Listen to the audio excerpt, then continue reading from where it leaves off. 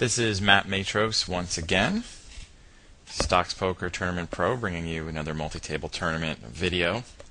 This is the third video in my series from the main event of the World Championship of Online Poker.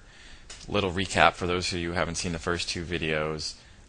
This is a kind of unique event in the online poker world in that you start with 20,000 in chips with blinds of 25 and 50, so it's quite a deep stack, and levels are half an hour long, which is very long for an online tournament.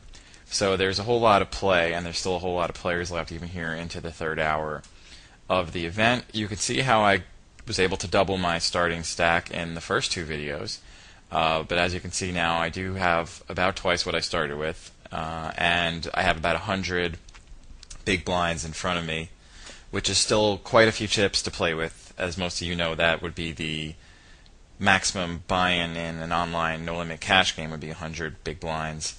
So it's really, for a tournament, that's quite a lot of chips, and that means there's still a lot of decisions you can make.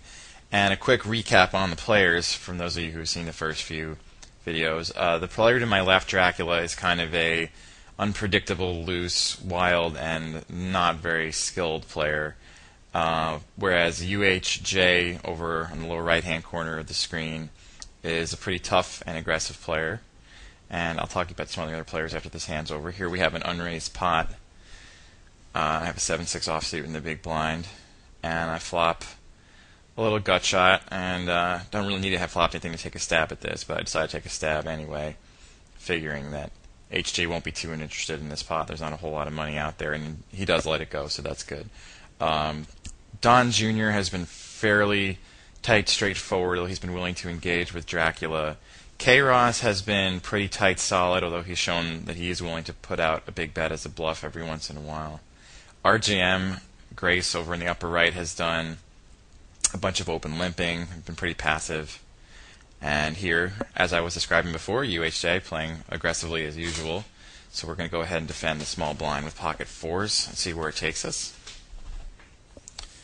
And this is not the worst flop I've ever seen for pocket fours. The only card that really would hit a raising hand there is the jack, so I don't hate my hand that much. That's a really bad river card, however.